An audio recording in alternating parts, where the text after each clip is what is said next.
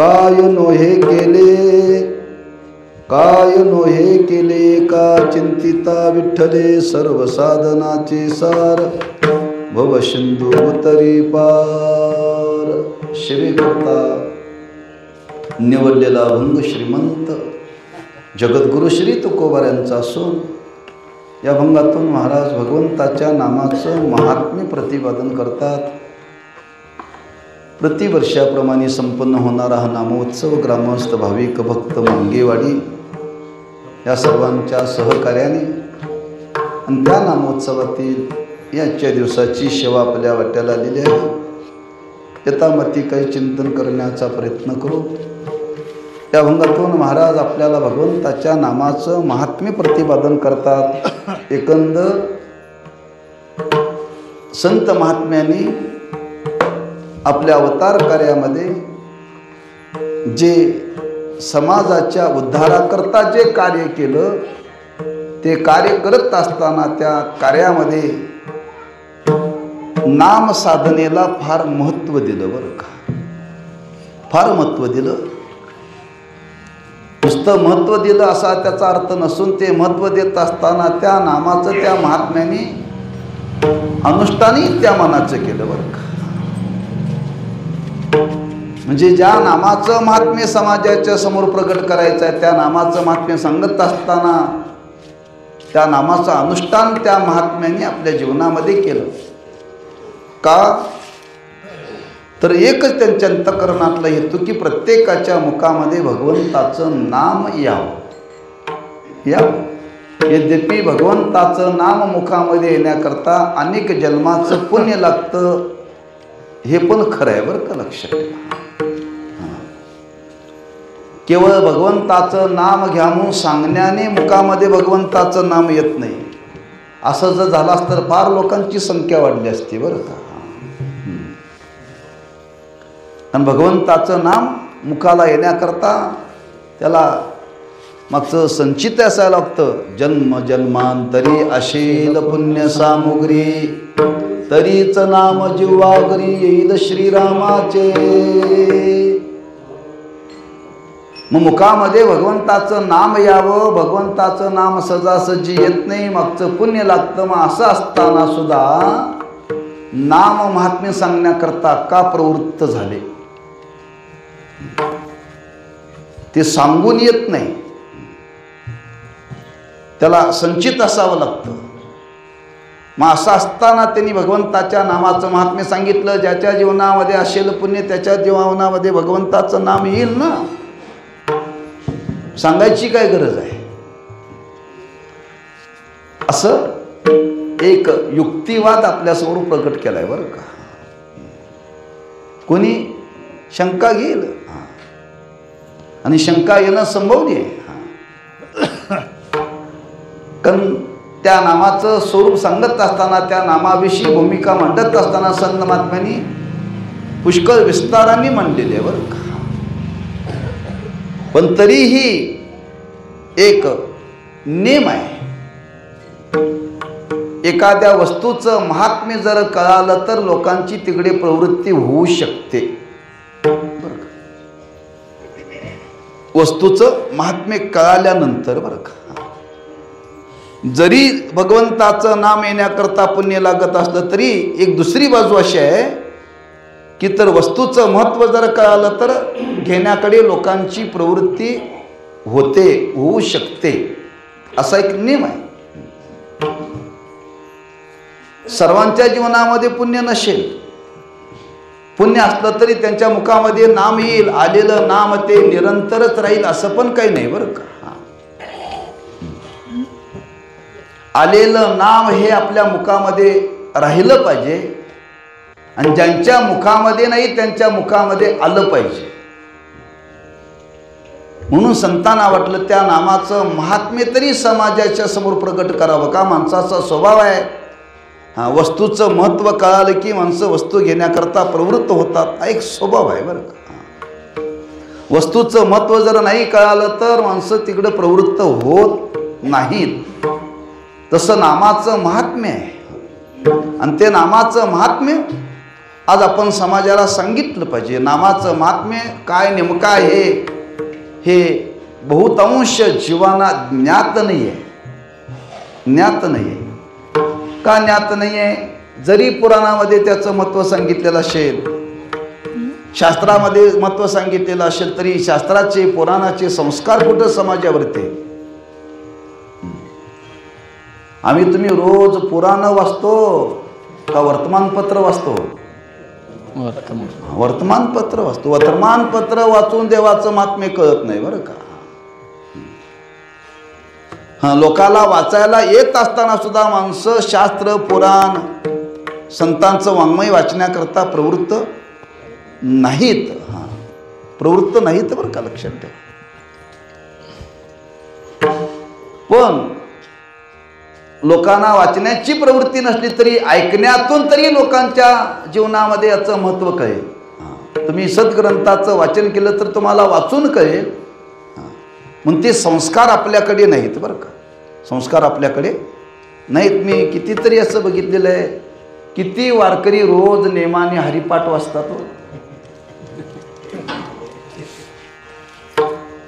वाचताय? बऱ्याच वारकऱ्यांना हरिपाठच पाठ नाही आहे. बऱ्याच वारकऱ्यांना हरिपाठच पाठ नाही बरं का. हरिपाठातला अभंग घेतला तरी लोक बघतात त्या मोबाईलमध्ये, आत अभंग आहे का. म्हणजे हरिपाठ वाचण्याचे सुद्धा संस्कार नाहीत बरं का. पुराण कधी वाचणार? म्हणजे त्या नामाचं महात्म्य एवढं सांगितलेलं आहे, पण ते संस्कार आमच्या तुमच्यावरती नाहीत पुराणाचे बरं का. म्हणून संतांना वाचलं त्या नामाचं महात्म्य आपण सांगावं म्हणून त्यांनी वर्णन केले. पुराण प्रसिद्ध बोलिले वाल्मिक, नामे तिन्ही लोक उद्धरती. पुराण, त्या पुराणामध्ये वर्णन केलेलं आहे. तिन्ही लोकाचा उद्धार होतो. नामे तिन्ही लोक उद्धरती किंवा दोन्ही पक्ष पाय उद्धरती. म्हणजे त्या भगवंताच्या नामाचं अनुष्ठान करण्याने सकल जीवांचा उद्धार होतो. उद्धार होतो बरं का. उद्धार होतो म्हणजे तो सद्गतीला जातो बरं का. असं अनेक रूपाने त्या नामाचं महात्म्य सांगितलेलं आहे. असं त्या नामाचं महात्म्य सांगत असताना ह्याही अभंगामध्ये महाराज त्या नामाचं महात्म्य सांगतात. आणि सांगत असताना त्या सांगण्याच्या मागे एक संतांचा भाव आहे. आणि तो भाव जर कोणता असेल तर संत ज्यावेळी एखादा विचार आपल्याला सांगतात, सांगत असताना त्यांच्या सांगण्यावरती ऐकणाऱ्या लोकांचा पहिल्यांदा विश्वास पाहिजे बरं का. काय पाहिजे? विश्वास पाहिजे. ज्यावेळी नारदांनी त्या वाल्याला सांगितलं, तुझे हे करतोस ना पाप, ह्या पापामध्ये तुझे घरचे लोक भागीदार आहेत की नाही बघ. वाल्या म्हटला, मी त्यांच्याकरताच करतोय, कसे नसतील हे बघ, विचारून ये जा. काय विचारून ये जा. तू जरी हे करत असला तरी या पापामध्ये तुझे घरचे लोक भागीदार नाहीत. भागीदार नाहीत म्हणले. तू जाऊन ये. तो म्हणला आहे. महर्षींनी सांगितलं, होत नाहीत म्हणले, माझ्यावरती विश्वास ठेव. आणि विश्वास नसेल तर जाऊन विचारून ये म्हणे. विचारून ये. मला पुढचा मुद्दा सांगायचा नाही आहे, मला तेवढाच मुद्दा सांगायचा आहे. तो म्हणला कसे असणार नाहीत. महर्षीने सांगितलं नाहीत, की तू हे जरी करत असला तरी ते नाहीत. मी सांगतो ऐक, तेव्हा तू हे पाप करू नकोस. विश्वास बसेना म्हणून तू विचारणा करता गेला. तेच आम्हा तुम्हाला तुकोबरांनी वर्णन केले. तुका म्हणे नाही विश्वास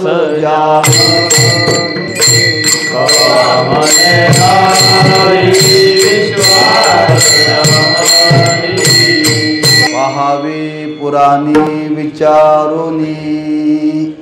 पहिला महत्वाचा विश्वास आहे साधनाच्या ठिकाणी बरं का. ही नाम साधना आहे आणि त्या नाम साधनेविषयी पहिल्यांदा विश्वास बाजी महाराज म्हणतात सजासजी विश्वास निर्माण होत नाही म्हणून तर महाराजांना सांगावं लागलं. शहाणा तो धनी घेतो येते. सगळेच याचा अनुभव घेत नाहीत बरं का. सगळेच याचा अनुभव घेत नाहीत. तिथं महाराजांनी वर्णन केलेलं आहे की खरंच मी विठोबाची शपथ घेऊन सांगतो. विश्वासाकरता वर्णन केलंय. तरी लोकांची अशी अवस्था आहे की त्या साधनावरती वा सांगणाऱ्यावरती जेवढा विश्वास पाहिजे तेवढा विश्वास पाहिजे बरं का. तुकोबरांच्या चरित्रामध्ये वर्णन केले बरं का. तुकोबरांची कीर्तनं त्या पुणे भागामध्ये बऱ्याच ठिकाणी व्हायची. त्यात अधिक कीर्तनं महाराजांची लोहगावला व्हायची. आणि त्या कीर्तनामध्ये एक दिवशी तुकोबरांनी सांगितलं नामाचं महात्म्य सांगितलं बरं का. की खरंच नामाचं असं महात्म्य आहे की राम म्हणता वाट चाली यज्ञ पावुला पावुली. एक वेळा एकदा भगवंताचं नाम घेतलं की एक यज्ञाचं पुण्य निर्माण होतं. आणि हे एका वारकऱ्यानं ऐकलं बरं का कीर्तनात तुकोबरांचं. आणि त्यांनी विश्वास ठेवला तुकोबरांच्या वचनावरती. काय विश्वास ठेवला आणि त्यांनी नामस्मरणाला आरंभ केला. एक नाम घेतलं की एक गाठ मारायची उपरण्याला. एक गाठ मारायची आणि ते सांगायचं एका यज्ञाचं पुण्य म्हणजे एक गाठ बरं का. त्यानं असं सुरू केलं. एक नाम घेतली की एक गाठ मारायची. एक नाम घेतली की एक गाठ मारायची. का त्यांनी विश्वास ठेवला. महाराजांनी वर्णन केले एकदा भगवंताचं नाम एक वेळ घेतली की एक पुण्य एका यज्ञाचं पुण्य निर्माण होतं. आणि त्यानं एवढ्या गाठी मारून ठेवल्या एवढ्या गाठी मारून ठेवल्या. त्याला विश्वास की खरंच माझ्याकडे एवढं पुण्य आहे बरं का. एवढं पुण्य आहे. आणि योगायोगाने एका ग्रस्ताला एक ठिकाणी भूतबाधा झाली. तो गेला चौकशीला. अनेक ठिकाणी चौकशी केली. त्यांनी म्हणले हे याला काही इलाज नाही म्हणले बरं का. इलाज नाही आहे. चौकशी करता करता एका तो ब्राह्मणाकडे गेला आणि त्या ब्राह्मणाने सांगितलेला एक इलाज आहे. ही भूतबाधा झालेली ना तुझी निवृत्ती होईल पण एका यज्ञाचं पुण्य खर्च करावा लागेल. आता एक यज्ञ ते यज्ञ करायचं आणि तेवढं पुण्य खर्च करायचं आपली परिस्थिती नाही आहे. तो चौकशी करता करता बाहेर पडला कुठं पुण्य मिळतं काय. आणि चौकशी करत करत करत योगाने लोहगावला आला बरं का. काय आला लोहगावला आला आणि त्याच्या कानावरती बातमी पडली या गावामध्ये एक नामधारक आहे आणि त्याने त्याच्याकडे एवढं पुण्य आहे. एक यज्ञ एक नाम घेतले की एक त्यानं गाठ मारून ठेवली होती. तो आला त्यांचं दर्शन घेतलं. त्यांना सांगितलं म्हणजे असं असं आहे. म्हणजे किती पाहिजे सांग म्हणले. किती गाठी सोडू. काय नाही म्हणले मला एकाच यज्ञाचं पुण्य पाहिजे. ब्राह्मणाला बोलवलं. म्हणजे आता पाणी घेतलं आणि एक गाठ सोडली आणि एका यज्ञाचं पुण्य मी तुला देतो म्हटल्याबरोबर तो मनुष्य मूर्छित पडला बरं का समोरचा. ज्याला भूतबाधा झाली होती मूर्छित पडला आणि अर्धा तासाने उठला आणि पूर्वीसारखा झाला.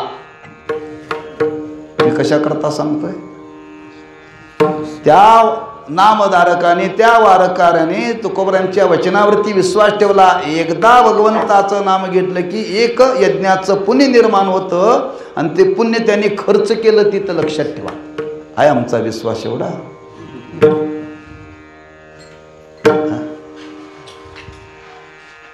किती कीर्तन ऐकले आतापर्यंत. हा विश्वास आपला विश्वासच नाही. म्हणजे नामाचं महात्म्य आहे, पण ते नामाचं महात्म्य जर अनुभवाला यावं असं वाटत असेल तर त्याच्याकरता संत जे सांगतात त्यांच्या वचनावरती पहिला विश्वास पाहिजे बरं का. विश्वास ठेवून त्या नामाचं अनुष्ठान केलं पाहिजे. नामाचं अनुष्ठान केलं पाहिजे म्हणून पहिला विश्वास. संत महात्मे त्या नामाचं महात्म्य सांगण्याकरता प्रवृत्त झालेत आणि ते सांगत असताना त्यांनी वर्णन केले, बाबांनो आम्ही जरी या नामाचं महात्म्य सांगण्याकरता जरी प्रवृत्त झालो तरी आम्हाला फार कळाले असं मात्र काय नाही बरं का. फार कळाले असं आम्हाला काय नाही आहे. महाराजांचं प्रमाण आहे, मी तो अल्पमतीहीन, मी तो अल्पमतीहीन,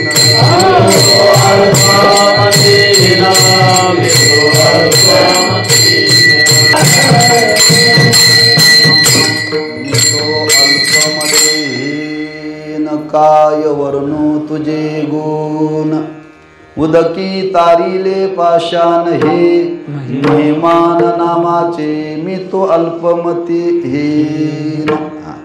ह्या नामाचं महात्म्य जरी असलं तरी महाराज म्हणतात मी जरी ते सांगत असतो तरी मला सुद्धा कळाले, पण पूर्ण कळायला मात्र असं नाही बरं का.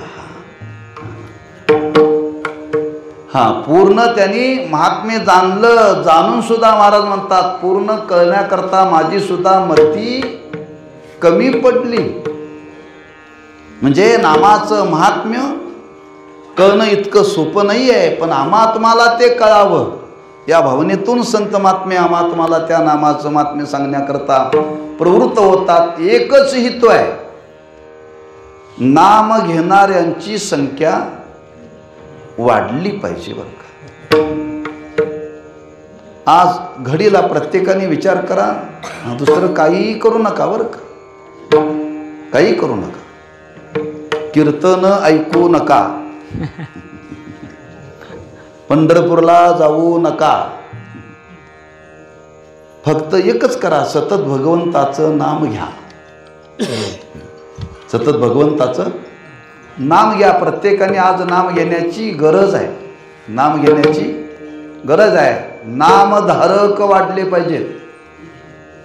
काय वाढले पाहिजेत? नामधारक वाढले पाहिजेत. पण अलीकडे कीर्तनकार वाढलेत.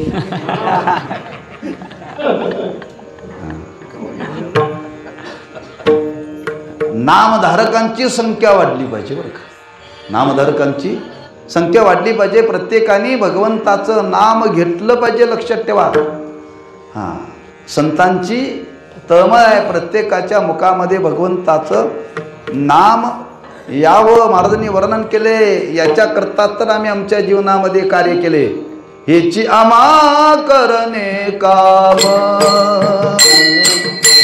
हेची आम्हा करणे काम,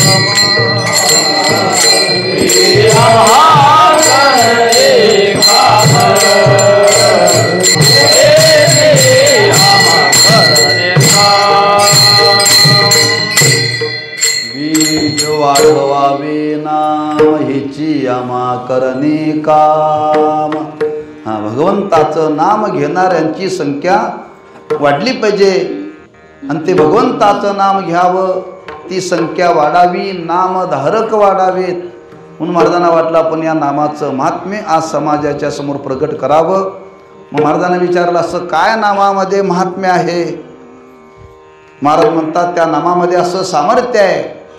आज एक भगवंताचं नाम आहे, एक भगवंताचं नाम तुम्ही जीवनामध्ये जर स्वीकारलं ना, तुमच्या जीवनामध्ये सर्व कार्य सिद्धीला जाईल.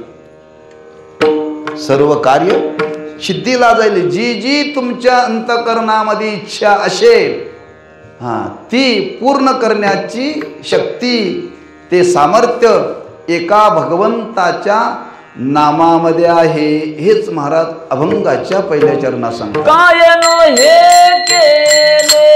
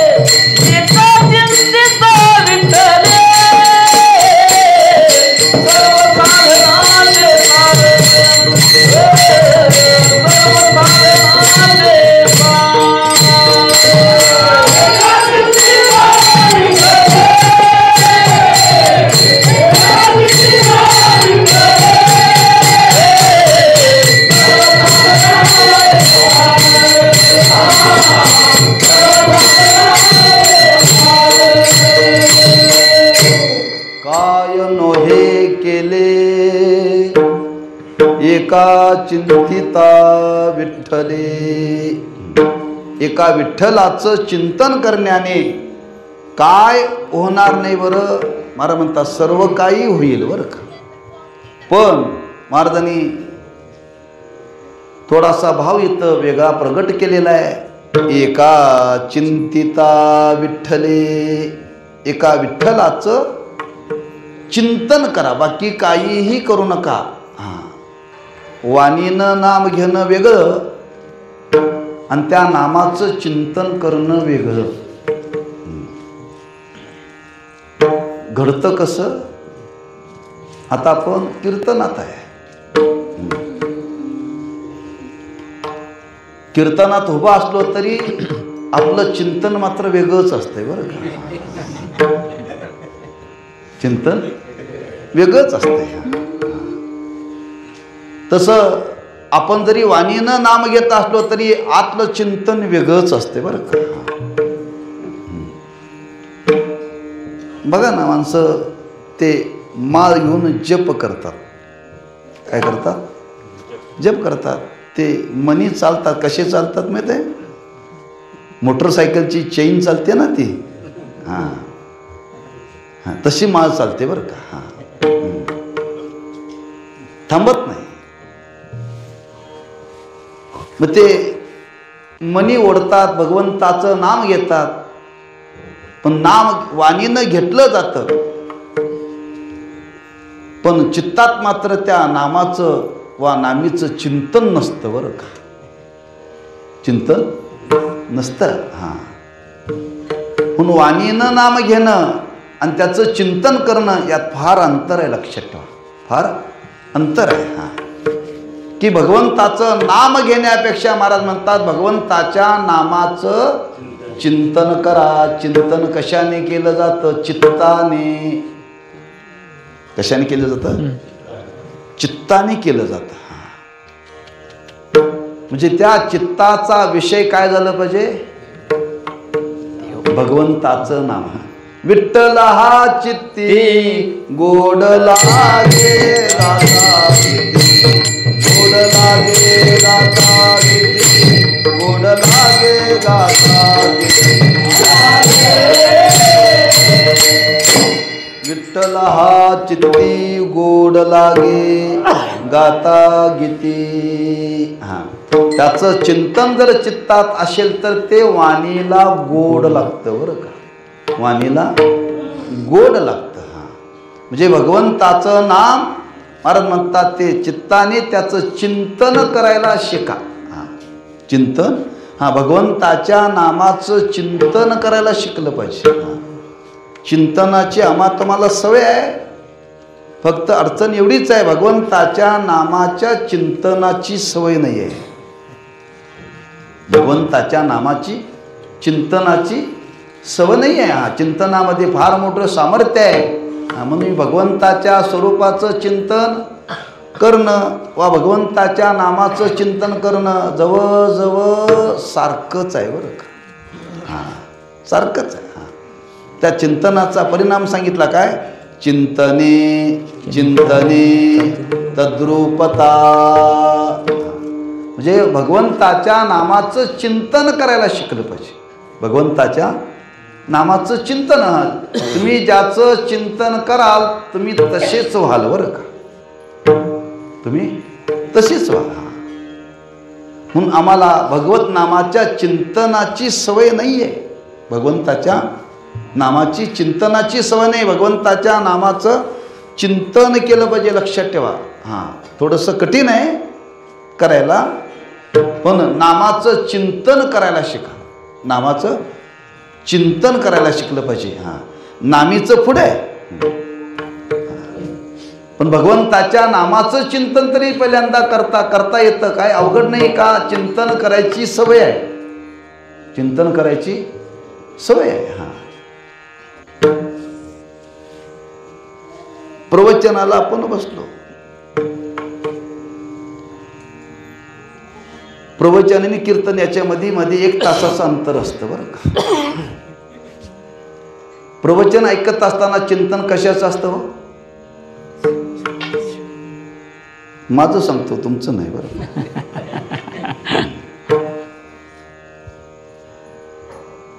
हां, प्रवचन ऐकत असताना काय आज स्वयंपाक केला असेल बरं, चिंतन चालू असते बरं का. चिंतन चालू असते, प्रवचनाचं नसते बरं का. आणि कीर्तनाला उभं राहिल्यानंतर ते चिंतन वेगळंच असते बरं का. म्हणजे आपण श्रवण करत असताना आपल्या चिंतनाचं स्वरूप हे भिन्न आहे. वास्तविक जे श्रवण करतो तेच चिंतन घडायला पाहिजे बरं का. जे श्रवण करतो ते चिंतन घडलं पाहिजे. म्हणून तर शास्त्रामध्ये बंधन सांगितलं. काय सांगितलं? श्रवणानंतर मनन सांगितलंय. काय सांगितलंय? श्रवणानंतर मनन सांगितलंय. श्रवणानंतर आमचं मनन घडत नाही. मनन घडत नाही, आमचंही घडत नाही आणि या टाळकऱ्यांचं श्रोत्यांचंही घडत नाही बरं का. म्हणून कीर्तनकाराचं एका परीनं भाग्य आहे. हां, जर बुवानी सांगितलेलं जर श्रोत्याने आणि जर टाळकऱ्याने जर चिंतन मनन करायचं ठरलं तर कीर्तनकाराला पुढचं कीर्तन करणं फार अवघड आहे. हां, मनन केल्यानंतर तो विचारायला, महाराज हे असं कसं, हे असं तुम्ही सांगितलं कसं? हां, मनन आपलं घडतच नाही ना. हां, कोणीच मनन करत नाही, लक्षात ठेवा. सांगणारी मनन करत नाहीत आणि ऐकणारी मनन करत नाहीत. हां, मनन केल्याशिवाय परमार्थाची उंची वाढत नाही बरं का.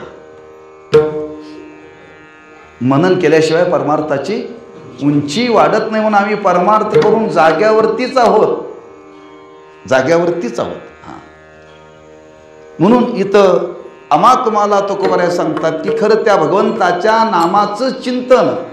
एका चिंतिता विठ्ठले, एक भगवंताच्या विठ्ठलाच्या नामाचं तुम्ही चिंतन करा.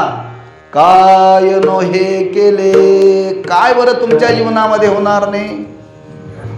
सर्व काही होईल बरं का.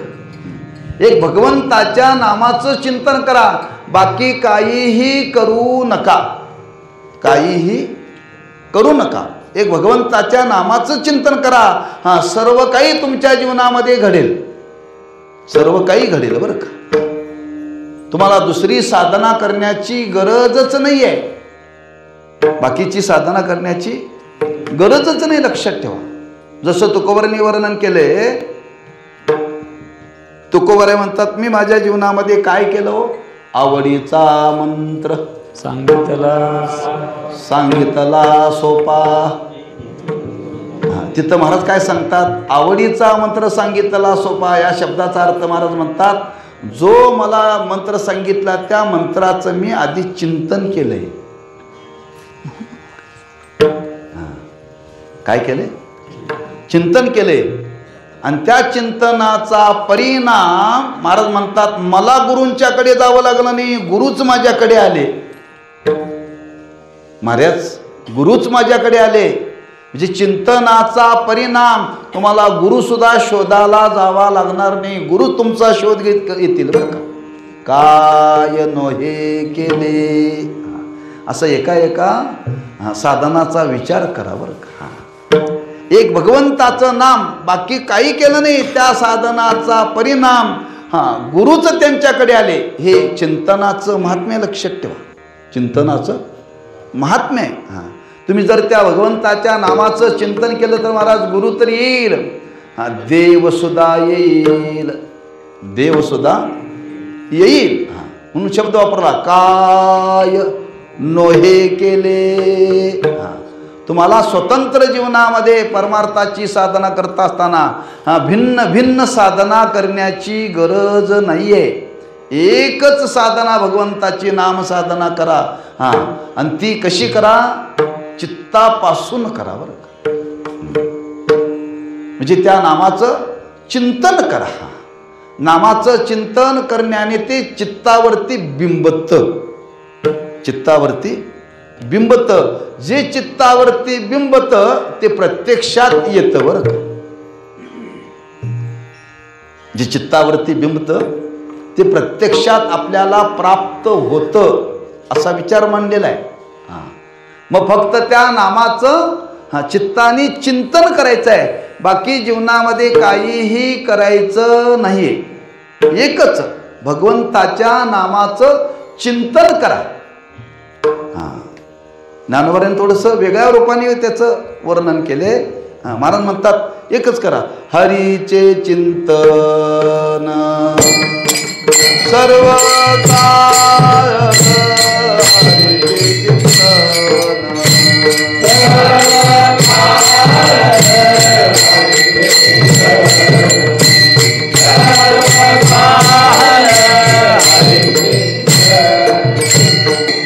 ज्ञानदेवी रम्य रमले समाधान, हरीचे चिंतन सर्व काळ एका चिंतिता विठ्ठले.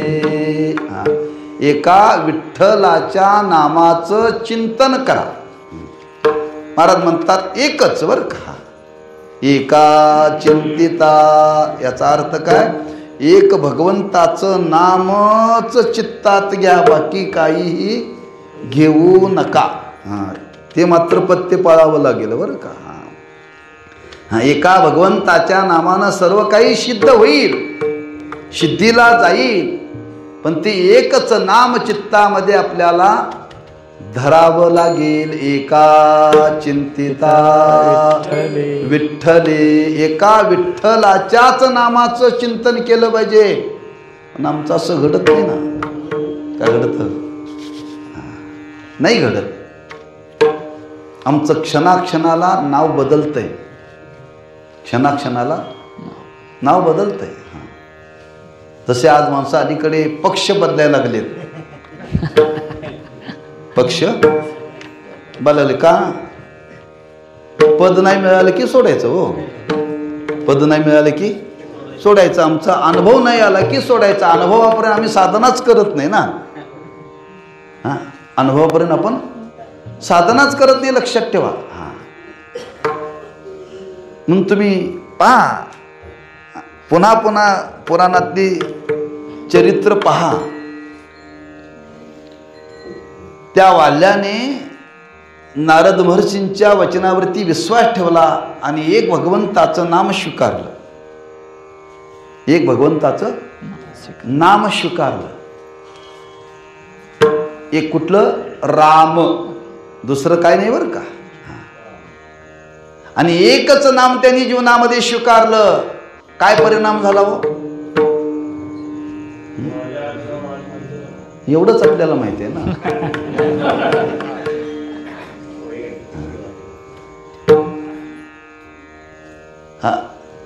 त्या अवस्थेपर्यंत जाण्याकरता काय करावं लागतं, एक साधनेतून एवढं जीवनामध्ये घडलं बरं का. एक साधनेतून एक जीवनामध्ये घडलं. पूर्ण रामायण पहा म्हणजे आपल्याला कळेल. पूर्ण रामायण पहा. म्हणजे एवढा मोठा अधिकार त्या वाल्याला प्राप्त झाला, एक भगवंताचं नाम त्यांनी चित्तामध्ये धरलं बरं का.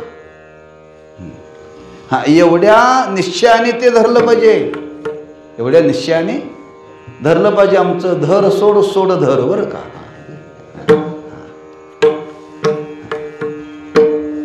नाम घ्यायला शिकलं पाहिजे बरं का. परवा एका महात्म्याने कीर्तनामध्ये सांगितलं, फार मार्मी सांगितलं. त्यांनी सांगितलं 1 कोटी नामाचा जप झाल्याशिवाय कीर्तनकारांनी कीर्तन करू नये. किती? 1 कोटी म्हणजे 1 कीर्तन करण्याकरता 1 कोटी नाम घ्यायचं, मग कीर्तन करायचं. आम्ही एका कीर्तनाला 1 कोटी घेतोय.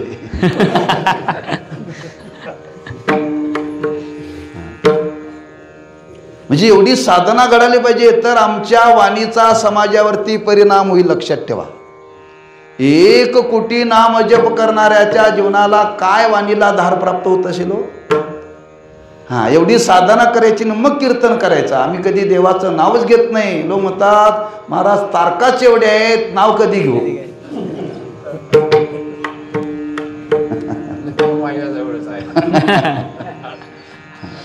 म्हणजे साधना एवढी घडली पाहिजे बरं का. तात्पर्य आहे, एक भगवंताचं नाम जर आपण ते चित्तामध्ये धारण केलं, त्याचं चिंतन जर करण्याकरता प्रवृत्त झाला ना, तुम्हाला इतर कोणती साधने करता परमार्थामध्ये काळ वेळ देण्याची गरजच नाही, गरजच नाही. लक्षात ठेवा. म्हणून मी उगीच आपल्याला बोललो नाही. लक्षात ठेवा, तुम्ही कीर्तन ऐकू नका, पंढरपूरला जाऊ नका,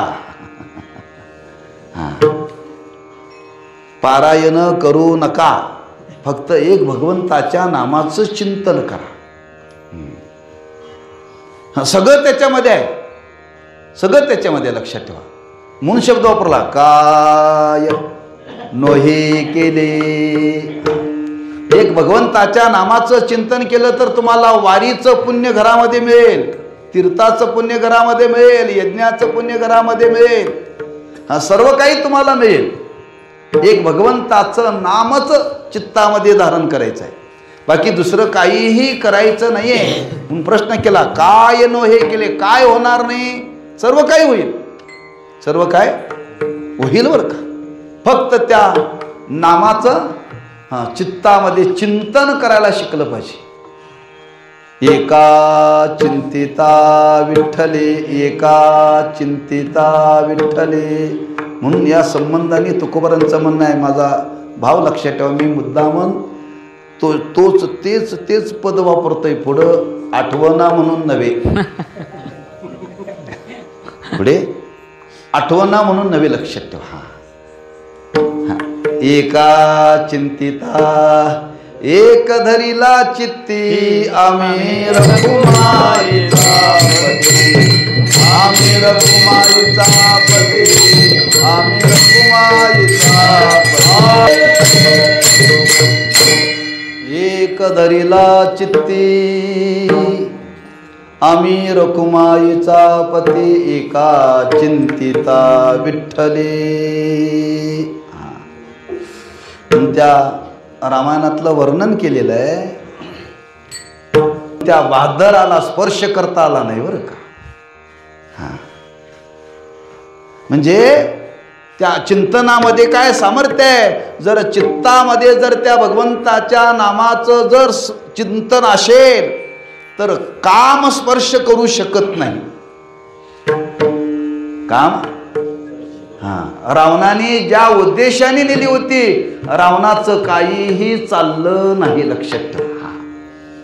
म्हणजे सीता माता जरी प्रभू रामचंद्रापासून जरी दूर असली तरी चित्ताने मात्र जवळ होती, चित्ताने मात्र जवळ होती बरं का. म्हणून रावण येत होता, पाहत होता, पण स्पर्श करण्याचं सामर्थ्य, धाडस मात्र रावणामध्ये घडलं नाही. का? एकच सीतामातेच्या चित्तामध्ये अखंड प्रभू रामचंद्राचं चिंतन चालू होतं.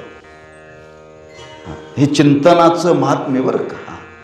आपणही अशोकवनातच आहोत. संसार म्हणजे काय? अशोकवनच व शोकच आहे सगळ्यांना. काय सगळा शोकच आहे. काम चाल करतो, क्रोध चाल करतो, लोभ चाल करतो. अशोकवनात आहोत, फक्त चित्तात चिंतन नाही. चित्तात चिंतन नाही बरं का. म्हणून त्या एका चिंतिता विठ्ठली महाराज म्हणतात, एक भगवंताच्या नामाचं चिंतन जर जीवनामध्ये केलं तर महाराज म्हणतात सर्व काही आपल्या जीवनामध्ये सिद्धीला जाईल. काय नोहे केले काय होणार नाही. महाराज म्हणतात सर्व काय होईल.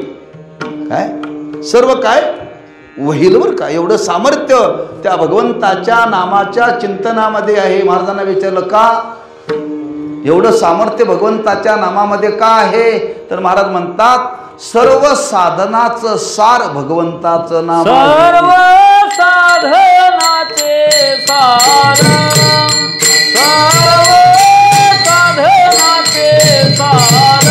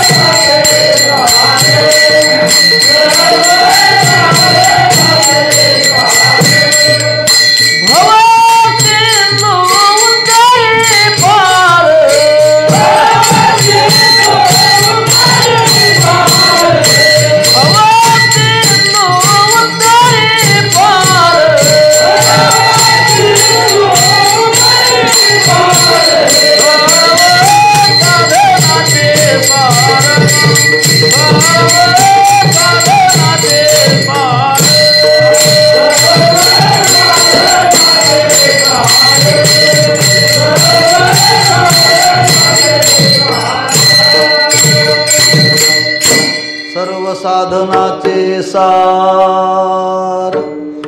महाराज म्हणतात त्या नामाच्या ठिकाणी एवढं सामर्थ्य निर्माण असण्याचं कारण की भगवंताचं नाम म्हणजे जेवढी म्हणून साधनं सांगितली त्या सर्व साधनाचं ते सार आहे बरं का. आणि एक सार जीवनामध्ये जर स्वीकारलं ना, बाकीचा पसारा काही जीवनामध्ये घ्यायची गरज नाही बरं का. गरज नाही. सार त्याचा घ्यावा. जेवणातला सार वेगळा, जेवणातला सार वेगळा आणि साधनाचं सार वेगळं बरं. साधनं अनेक आहेत आणि अनेक साधनं आहेत. त्या सर्व साधनाचं सार एका भगवंताच्या नामामध्ये. महाराज म्हणतात ते नामाचं महात्म्य लक्षात ठेवा. एक सार जीवनामध्ये स्वीकारलं की बाकीचं काही घ्यावं लागत नाही. म्हणून महाराजांनी तुम्हाला प्रश्न केलाय, अनेक नका पडू गावाचे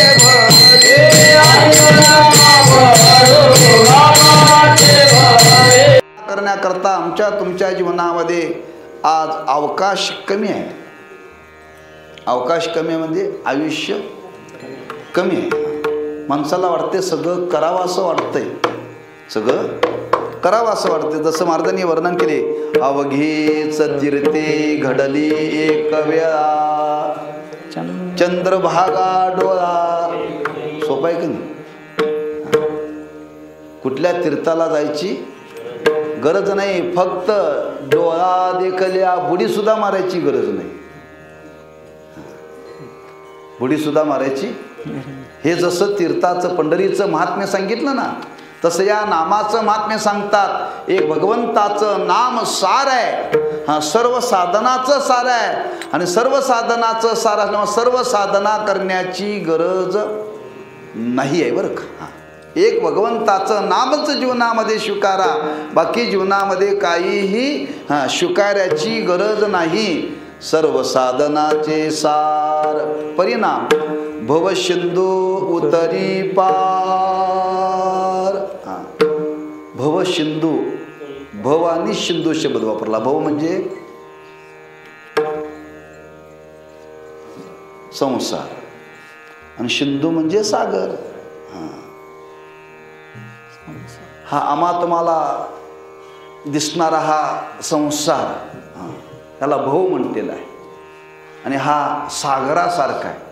का सागरासारखा आहे? आतापर्यंत यात किती गेले पत्ताच नाही. किती गेले पत्ताच नाही. तुम्ही समुद्रामध्ये किती काही टाका, गडपच होते समुद्रामध्ये. किती काही गेलं तर हाताला लागत नाही बरं का. तसा हा संसार सागर आहे, अफाट आहे. आणि या संसार सागरातून पलीकडे जाणं फार कठीण, फार कठीण आहे. लक्षात ठेवा, जसं सागरातून पोहून जाता येत नाही का, तेवढं बळच नाही आहे. तेवढं बळ आपल्याकडे नाही आहे.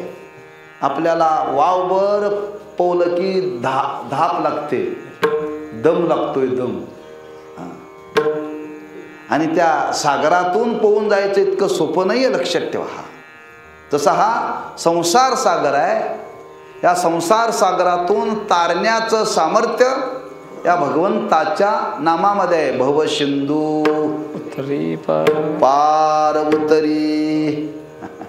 पार म्हणजे पलीकडे, पार म्हणजे पलीकडे बरं का. म्हणजे त्या संसार सागरातून तुम्ही पलीकडे जाऊ शकता. फक्त एकच त्याला भगवंताचं नाम आहे. भगवंताचं तरले तरती हा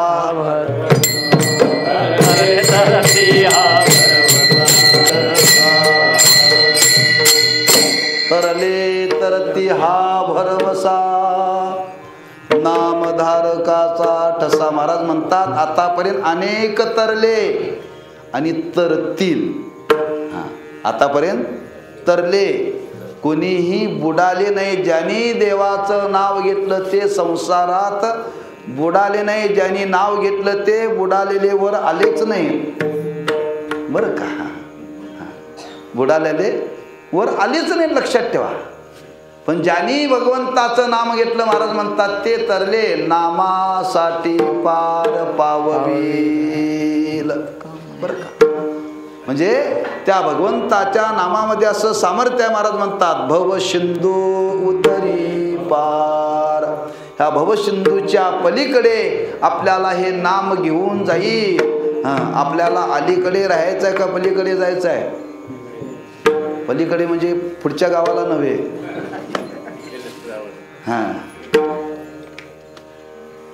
आपल्याला वाटतं का नाही आपल्या जीवनाची काय व्हावी, प्रगती व्हावी असं वाटतं का नाही? त्यानं जर एक मजली बांधला तर आपल्याला वाटतंय त्याच्यापेक्षा 2 मजली आपण बांधावं. त्याने जर 2 चाकी घेतली तर आपल्याला वाटतं 4 चाकी घ्यावं. प्रगती व्हावं असं वाटतं का नाही? तसं परमार्थात प्रगती व्हावी अशी वाटते ना. परमार्थातली प्रगती म्हणजे काय? काय प्रगती हो? पूर्वी कीर्तन करायला येत नव्हतं, आता कीर्तन करायला येतं. ही प्रगती नव्हे बरं का. ही प्रगती नव्हे. की याच्यातून उद्धाराला प्राप्त होणं, तरुण जाणं बरं का. तरणं हेच परमार्थाचं वैभव आहे. लक्षात ठेवा. दिवसेंदिवस आपल्या जीवनामध्ये परमार्थामध्ये प्रगती व्हावी. काय प्रगती व्हावी? आपण नियम करा बघा.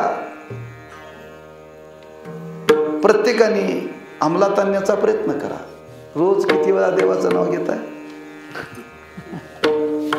रोज नामस्मरण करता येईल नाही?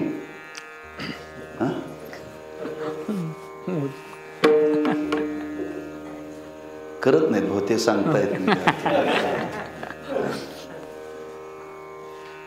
आपल्याकडे काय पद्धत आहे? माळ घालताना काय सांगतात? रोज 108 वेळा जप करा.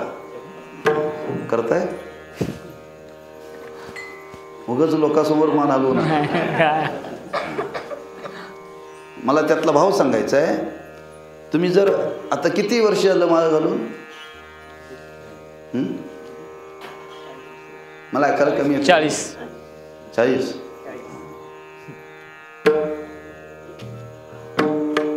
40 वर्षापासून प्रपंचात किती प्रगती झाली? परमार्थात प्रगती आहे? नाही आहे का? आपण जेवढं नाव घेतो तेवढंच आहे, त्यात वाढ नाही आहे. त्यात वाढ नाही आहे. वारकऱ्यांनी बदल केला पाहिजे. आता आपण रोज 1000 वेळा देवाचं नाव घेतलं पाहिजे. किती वेळा? 108 वेळा. किती दिवस घ्यायचं? वाढवलं पाहिजे ना. 1 वर्ष गेलं की 2000 वेळा दिवसातून नाव घेतलं पाहिजे. पुढचं 1 वर्ष गेलं की 3000 वेळा. 1 वर्षाला 1000 नाम वाढवायचं बरं का. त्याच्या पुढं 10,000 दिवसातून नाम घेतलं पाहिजे. या वर्षी जर 25 टन गेला तर पुढच्या वर्षी 26 टन गेला पाहिजे असं वाटतंय का नाही? प्रगती बरं का.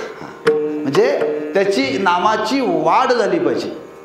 सांगण्याचा भाव आहे, आपण जर हे भगवंताचं नाम घेण्याकरता जर प्रवृत्त झालो तर महाराज म्हणतात त्या नाम साधनेतून आपल्याला या संसार सागरातून पलीकडे जाता येतं. त्याकरता तुम्हाला काहीही कष्ट पडणार, कष्टा वाचून तुम्ही पलीकडे जा. फक्त ते भगवंताचं नाम आपण स्वीकारलं पाहिजे, त्या नामाचं चिंतन केलं पाहिजे. आणि ते एकच नाम भवसिंधू उतरी पार सर्व साधनाचे सार.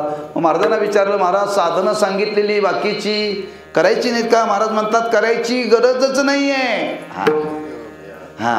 ती सगळी साधनं याच्यामध्ये घडतात. योग याग तपे एका केली तयाने आमुपे सर्व साधनाचे सार भव सिंधू उतरी पार विठोबा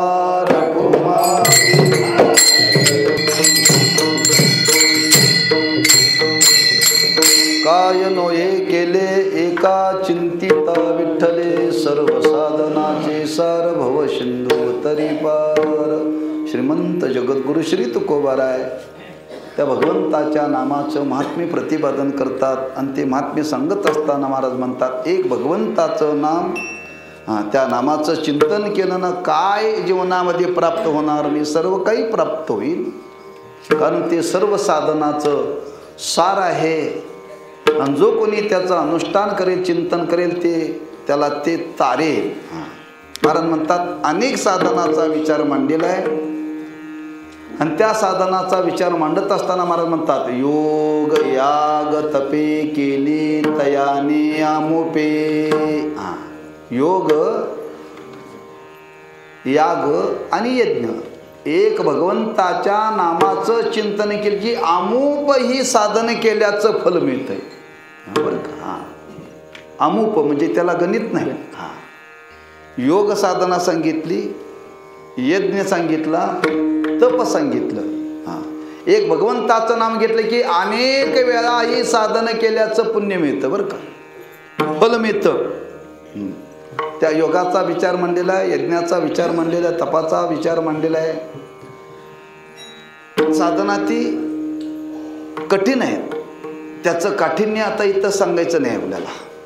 महाराज म्हणतात ही सर्व साधनं एका नामामध्ये अंतरित आहेत बरं का.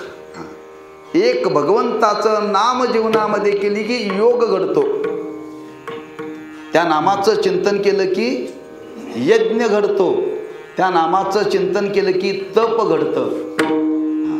एका नामामध्ये समर्थ अशी कितीतरी तप, असं कितीतरी यज्ञ, अशी कितीतरी योग एका नामाचं चिंतन करण्याने आपल्याला मिळतं. मग कशाला योगा करता आणि त्या यज्ञा करता तपा करता स्वतंत्र वेळ देण्याची गरज नाही.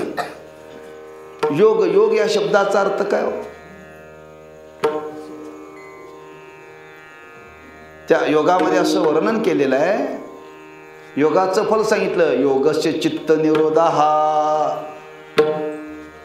योग कशा करता करायचा आहे? चित्ताचा निरोध म्हणजे चित्ताला स्थिर करण्याकरता योग करायचा आहे. चित्ताला स्थिर करण्याकरता. ते करण्याकरता कमीत कमी किती तास बसावं लागतं? कमीत कमी एका जाग्यावरती 3 तास बसता आलं पाहिजे. किती? 3 तास. मांडी न मोडता, मान न पिळता, असं एका तासावरती एका जागेवरती 3 तास कमीत कमी बसलं पाहिजे. तेव्हा कुठं थोडा योग घडतोय बरं का. हा, कीर्तनात किती तास बसावं लागतं? 2 तास. चित्ता योगाने चित्ताचा निरोध होतो. 2 तास चित्त आपलं प्रपंचात असतं का देवाजवळ असतं कीर्तनात? हेच योगाचं फल आहे हो. हेच योगाचं. जो योग साधना करतो तो विषयाला विसरतो. जो कीर्तन ऐकतो, जो भगवंताचं नामचिंतन करतो, त्याच्या चित्तामध्ये विषयाचा संबंध राहत नाही. संबंध राहत नाही बरं का. विषयापासून चित्ताला आवरणं, निरोध करणं त्याचा. हे भगवंताच्या नामामध्ये सहज घडतं. त्याला काहीही कष्ट नाहीत. त्याला काही कष्ट नाहीत असं अमूप म्हणतात महाराज. त्या भगवंताच्या नामाचं चिंतन करण्याने असे योग अमूप घडतात. योग अमूप घडतात. योग याग नाही का, यज्ञ. यज्ञ करण्याकरता काय लागतं? त्याला ब्राह्मण लागतात, मुहूर्त लागतो, त्याला सर्व समिदा वगैरे साहित्य सगळं लागतं. सत्यनारायणाची पूजा करण्याकरता जर एवढं लागतं तर यज्ञ करण्याकरता किती लागतं? त्याला सगळं लागतं. लक्षात ठेवा. जे यज्ञ करणं, एक यज्ञ करण्याकरता फार कष्ट आहे. ते सगळं जोळाजोळ करावं लागतं. त्याला मुहूर्त लागतो, तो ब्राह्मण यावा लागतो, त्याच्या इच्छेप्रमाणे त्याला दक्षिणा द्यावी लागते, ते सर्व करावं लागतं. मग यज्ञ करण्याने घडतं काय?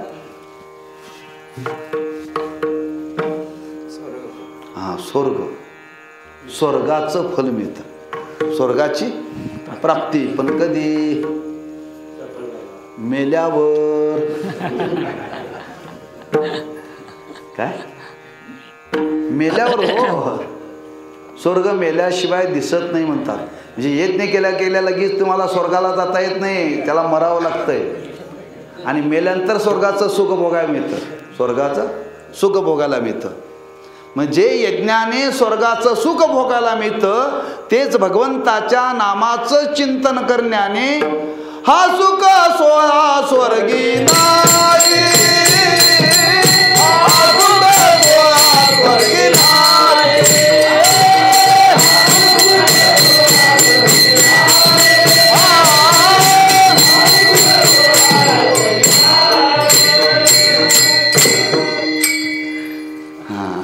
स्वर्गातलं सुख आपल्याला त्या भगवंताच्या नामचिंतनामध्ये मिळतं. लक्षात ठेवा. स्वर्गीचे अमर इच्छिताती देवा मृत्यूलोकी अमूप. अमूप मिळतं, थोडं नाही बरं का. म्हणून योग याग तपे. तपाने काय घडतं? सामर्थ्य प्राप्त होतं. सामर्थ्य प्राप्त होतं. तपामध्ये फार मोठं सामर्थ्य आहे. वाणीला तुम्ही जे बोलाल ते घडतं बरं का. जे बोलाल ते घडतं. जर भगवंताचं नाम जर आपण घेतलं तर तुम्हाला वाचा सिद्धी प्राप्त होते. वाचा. मग तपाचे सामर्थ्य तपिनला अमूप. चिरंजीव कल्प वैकुंठी नांदे अमूप. केली तयाने सर्व साधनाचे सार. भव सिंधू तरी पार. मग तुकोबारांना कोणी म्हटलं असेल, महाराज खरंच हे महात्म्य आम्हाला कळालं महाराज, पण महाराज थोडीशी सवलत द्या आम्हाला. सवलत. आम्हाला एकाएकी त्या नामाचं चिंतन घडणार नाही महाराज. त्या नावाचा वाणीने जप केला तर चालणार नाही का? नावाचा. महाराज म्हणतात निश्चित चालेल. तुम्हाला एकाएकी जरी त्या नामाचं चिंतन करता नाही जमलं तर कमीत कमी त्या नावाचा जप तरी करा. तुका म्हणे जपा तुका म्हणे जपा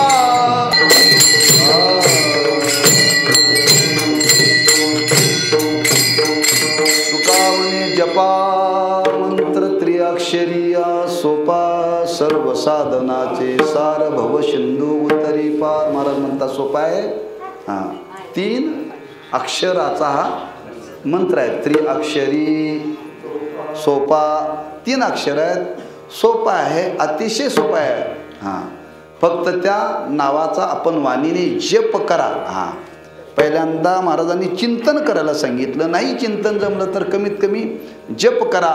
जप करता करता करता करता कधीतरी आपल्याला चिंतनापर्यंत पोचता येईल बरं का. पहिल्यांदा चिंतनाचा विचार मांडला. डॉक्टर पहिल्यांदा मोठा डोस देतात. तो नाही झपला तर त्याच्या खालचा देतात. तो नाही झपला तर त्याच्या खालचा देतात बरं का. पहिल्यांदा मोठा डोस दिला महाराजांनी. चिंतन करा. महाराजांनी विचार केला जमणार नाही चिंतन करायला, जप करायला जमेल म्हणून पहिल्यांदा सामान्य. त्यानंतर ते औषध पचलं की त्याच्या पुढचं पेटलं की त्याच्या पुढचं बरं का. एकदमच जर तुम्हाला ग्लास भरून तूप प्यायला दिलं तर घे तांब्या पळ. मग काय करा, पहिल्यांदा चमच्यानं घ्या. चमच्याने घेता घेता पुन्हा ते पळीनं घ्या. पळीनं घेता घेता मग वाटीनं घ्या. वाटीनं घेता घेता ग्लासनं घ्या. म्हणून पहिल्यांदा महाराज म्हणतात जपा. तुम्हाला एकाएकी चिंतन घडणार नाही. नामाचा जप करणं सोपं आहे. म्हणतो का म्हणे जपा मंत्र त्रिअक्षरी सोपा सर्व साधनाचे सार भव सिंधू उतरी पार. काय नो हे केले का चिंतिता विठ्ठले सर्व साधनाचे सार भव सिंधू उतरी पार. योग याग तपे केली तयाने अमुपे तुका म्हणे जपा मंत्र त्रिअक्षरी सोपा सर्व साधनाचे सार भव सिंधू उतरी पार. वेळेची मर्यादा मनी मानशी घेऊन काहीचा विचार प्रगट करण्याचा प्रयत्न केला. जो संतांनी सांगितलेला विचार आहे तो हळूहळू का विना आपल्या जीवनामध्ये अंमलात यावा. याप्रमाणे साधना आमच्या जीवनामध्ये घडावी. उत्तर आपल्या साधनेमध्ये वृद्धी व्हावी आणि त्या साधनेतून शेवटी आमच्या चित्ताचा विषय ते नाम व्हावं. नाम झालं की नामी व्हायला वेळ लागत नाही आणि नामी झाला की नामदेव व्हायला वेळ लागतच नाही. म्हणजे देवच होतो. एवढं सामर्थ्य त्या नामामध्ये आणि अशी साधना आमच्या जीवनामध्ये उत्तर घडो अशी त्या भगवंताच्या चरणी प्रार्थना करून शिवेला पूर्णविराम देऊ. पायाच्या प्रसादे काही बोलिलो विनोदे मज क्षमा करणे संती नवे अंगभूत युक्ती नोहे या उपदेश तुमचे बडबडिलो शेष तुमच्या कृपेचे पोसणे जन्मोजन्मी तुका म्हणे तुकाराम तुकाराम तुकाराम तुकाराम.